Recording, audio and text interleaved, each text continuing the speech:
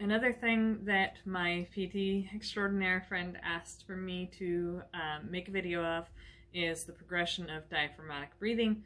And I figured as long as I'm talking about diaphragmatic breathing, I'm going to also talk about, there's a kind of basically diaphragmatic breathing used in yoga that they call fire breath.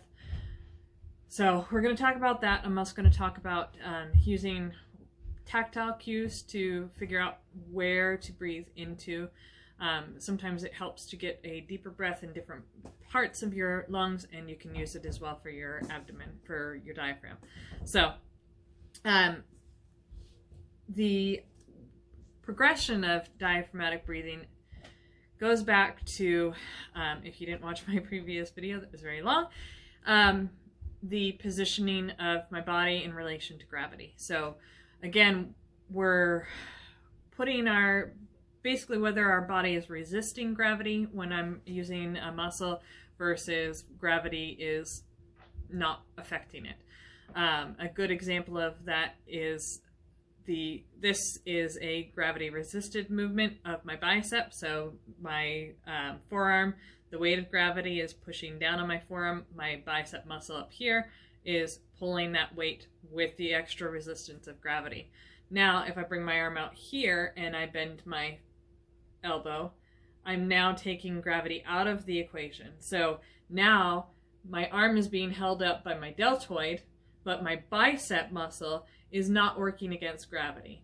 So it's working in this plane. There's no extra resistance by gravity. If I were to put my arm on a table and do that, that would be a gravity eliminated exercise. So we can do the same thing with our diaphragm. So our diaphragm is up into our rib cage. When we breathe in, it comes down into our abdomen. When we breathe out, it comes back up.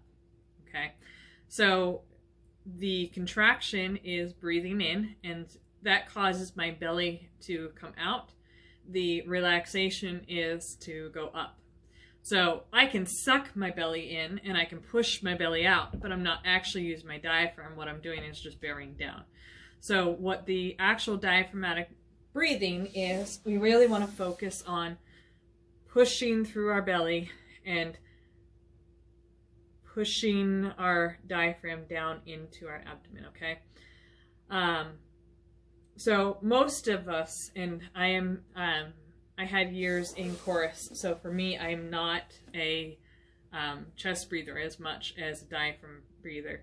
So I have to concentrate a little bit to breathe through my lungs. But the vast majority of people, when we take a deep breath in, we're lifting through our chest and we're using our chest muscles and expanding our lungs only through our chest, okay?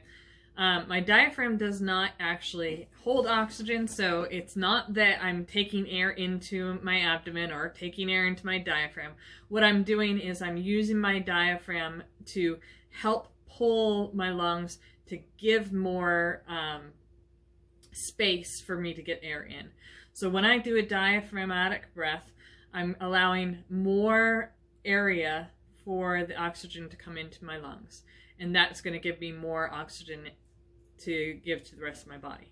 Okay, so typical breathers, we tend to breathe either high in our chest or we might breathe in our sides. Okay, so what I'm demonstrating with my hands, first of all, is the movement of my rib cage, which is allowing the lungs to move. But I'm also demonstrating the tactile cues that I can give to my body in order to breathe into an area. And again, since I tend to breathe naturally from my diaphragm because of years of that's the way we were told to do it, I don't necessarily take as much of a breath from my lungs. So I tend to need a tactile cue to remind myself if I want to try and focus my breath in my lungs instead of in my diaphragm. So most people are going to be the opposite. So when you're doing this, what you're going to be doing, put your hands right over in front of your stomach. And when you breathe out, or breathe in rather, your hands are going to go out. And I'm going to turn a little bit so you can see me from the side. So when I'm breathing out in, my stomach goes out. when I exhale, my stomach comes in.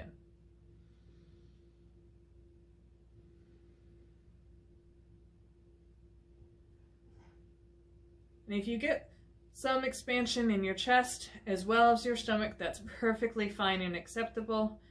If you get it only in your diaphragm, that's perfectly fine and acceptable. What we're trying to do is take the air not just through our lungs and not just expansion of our rib cage, but also expansion of our abdominal cavity, okay? So what happens when we contract it is my diaphragm pushes down. The reason my stomach comes out is because I've got my stomach, my liver, my pancreas, intestines, all the fun abdominal contents end up getting pushed, and then they go out because I've got my pelvis down here, my diaphragm is pushing here, my spine back here. This is the area that has the least resistance, so it's going to go out, and that's where you get that abdominal expansion, okay? When I'm exhaling, ideally I'm just letting my diaphragm relax. I can, again, suck in my belly and really push that air out if I want, or I can just let it relax and my diaphragm will come back up to its regular resting position, and that will help get the air out of my lungs, okay? So the yoga breath that they talk about, basically I'm going to demonstrate because it's not very easy to talk and breathe at the same time, okay? So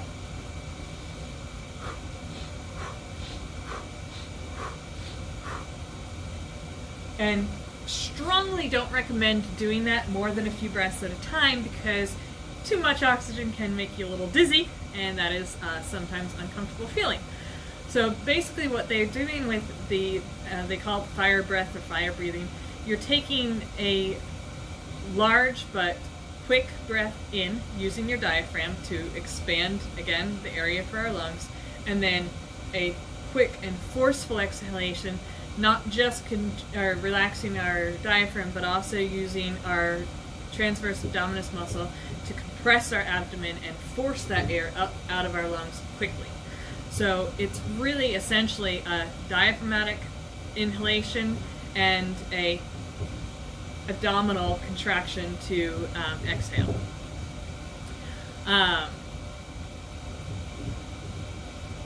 So again, if I use my hands, I want to feel my stomach pressing in and out.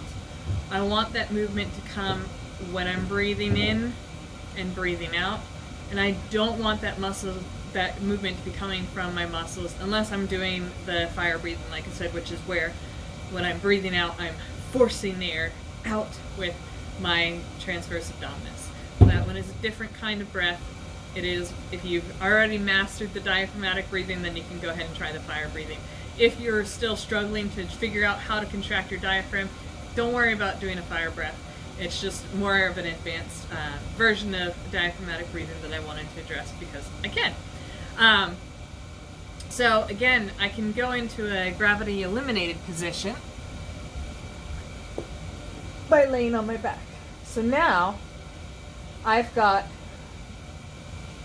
gravity is pushing my abdomen down.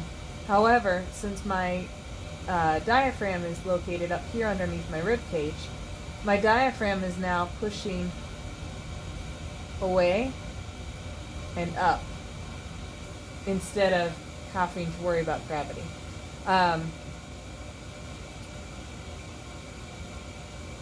Some people find it easier to breathe in this position. Some people find it more difficult. Now I have the weight of my chest and the weight of my abdomen, my abdominal contents are going to be limiting some of my ability to breathe. So when I'm trying to expand my rib cage upward, that part is resisting gravity. So the diaphragm is not working against or with gravity, but my rib cage and therefore my lungs are. So sometimes this is a more difficult position. Other times, if you have a lot of adipose tissue that can cause a lot of breathing problems, it's very uncomfortable for you to lay on your back. People that get short of breath at night when they're trying to lay on their back, that tends to not be a good position, and that's part of the reason, because the weight of the extra tissue is really making it difficult for you to take that extra breath in. Okay. To an extent, the sitting position is a gravity assisted position because gravity is assisting my diaphragm to push down. So you may find it slightly more easy to breathe into that position. Again, I like the tactile cues because it really gives you an idea of where to push into. So for me, I'll push into my lungs. I'll put the flat of my hands on the side of my lungs and really try and expand into my rib cage and feel my hands moving. And if they're not moving, then I want to push the air into that side of the side body. Okay. Same with my upper lungs. I want to push the air into that area of my body. Diaphragm. I want to push my diaphragm down, which is going to push the abdominal contents. So again, it's not that I'm bringing air into my stomach. If it helps you to think about that, then by all means, feel free. But what I'm really doing is I'm using my diaphragm to increase the pressure to pull more air into my lungs. I'm getting more area of my lungs with that, and I'm getting more breath all at once. So that's where the diaphragmatic breathing can give you a little bit more inhalation. The other part of it is we talk about kind of slowing your breathing down, paying attention to your breath, that kind of thing. When I'm concentrating on doing a deep breath through my diaphragm, I'm naturally going to be slowing my breathing down because what I'm trying to do is concentrate on increasing the amount of oxygen that I'm getting and then bringing it out slowly. So it tends to happen in a more effective manner if I slow my breathing down. So as soon as I start thinking about my breathing, I'm going to tend to breathe a little bit slower than I am in my normal everyday, just breathing normally. So if you feel like you're getting fatigued, you're short of breath, if you did some kind of exercise and you're feeling a little dizzy, then that's something that you can do is just take a moment